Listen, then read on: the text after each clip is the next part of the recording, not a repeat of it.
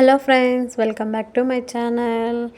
నిన్న శివరాత్రి కదండి, అందుకని టెంకాయ కొట్టాను. టెంకాయ వేస్ట్గా ఎందుకు అవడం అని చెప్పి కొబ్బరి లడ్డు తయారు చేద్దామని అనుకుంటున్నాను. దానికోసమని నిన్న కొట్టిన టెంకాయ 2 చిప్పలు తీసుకొని మొత్తం కొబ్బరిని అంతా నీట్గా జిగురేసుకొని పక్కన పెట్టుకున్నాను. చూసారు కదా, ఇందాక కొబ్బరిని అంతా మొత్తం జిగిరేసి పక్కన పెట్టుకున్నాను. నాకైతే ఒక కప్పు అయిందండి, అది ఫుల్ కప్ అయింది. దానికోసమని ఒక కప్పు బెల్లం తీసుకుంటున్నాను. మీ ఇష్టం అండి, మీరు కప్పు కంటే ఎక్స్ట్రా కూడా తీసుకోవచ్చు, ఇంకా బాగా వస్తుంది లడ్డు స్వీట్గా. కాకపోతే నేను మరీ ఎక్కువ స్వీట్ తినను కాబట్టి ఒక కప్పు కొబ్బరికి ఒక కప్పు బెల్లం తీసుకున్నానండి. మర్చిపోకండి, క్వాంటిటీ అనేది కరెక్ట్గా వేసుకుంటేనే పాకం అనేది కరెక్ట్గా వస్తుంది. ఒక కప్పు బెల్లానికి నేనైతే టీ గ్లాస్లో సగం వాటర్ అనేది తీసుకున్నాను. బాగా వాటర్లో అనేది పాకాన్ని బాగా మరగనివ్వాలి.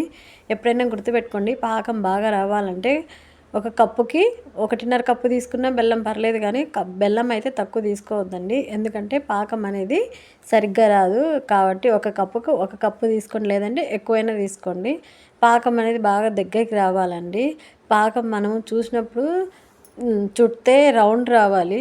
ఇంకా బాగా ఉడకాలి పాకం అనేది.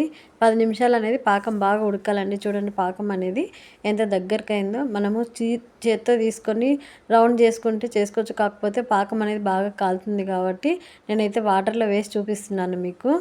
నేనైతే పాకం అనేది అయిపోయిందండి, నాకు రెడీ అయిపోయింది. చూడండి, బాల్తో అనేది చుట్టాను.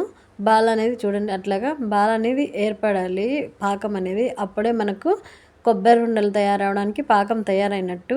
లేకపోతే పాకాన్ని ఇంకా కొద్దిసేపు ఉడకనివ్వాలి. పాకం రెడీ అయింది కాబట్టి మనం ఆల్రెడీ తురిమి పెట్టుకునే కొబ్బరి ఉంది కదా, దాన్ని పాకంలో వేసి కొద్దిసేపు వేయించుకోవాలండి. పాకం అంతా దగ్గరికి అయ్యేటట్టు కొద్దిగా నెయ్యి వేసి, యాలకుల పొడి ఉంటే మీ ఇంట్లో యాలకుల పొడి కూడా వేసుకోవచ్చు. నా దగ్గర యాలకుల పొడి లేకపోవడం వల్ల నేను వేయలేదు. మీ కాడ ఉంటే ఇవి వేసుకోవచ్చు. ఇంకా డ్రై ఫ్రూట్స్ అయినా యాడ్ చేసుకోవచ్చు అండి, ఇంకా టేస్ట్ బాగుంటుంది. నేనైతే డ్రై ఫ్రూట్స్ ఏమి యాడ్ చేయలేదు. కొద్దిగా గీ యాడ్ చేసి బాగా అంతా దగ్గరికి అయ్యేటట్టు కొబ్బరి బెల్లం పాకం అంతా కలిసేటట్టు బాగా ఒక 5 నిమిషాలు అనేది బాగా వేయించుకున్నానండి. చూసారు కదా, కొబ్బరి మొత్తం అంతా దగ్గరికి అయ్యింది.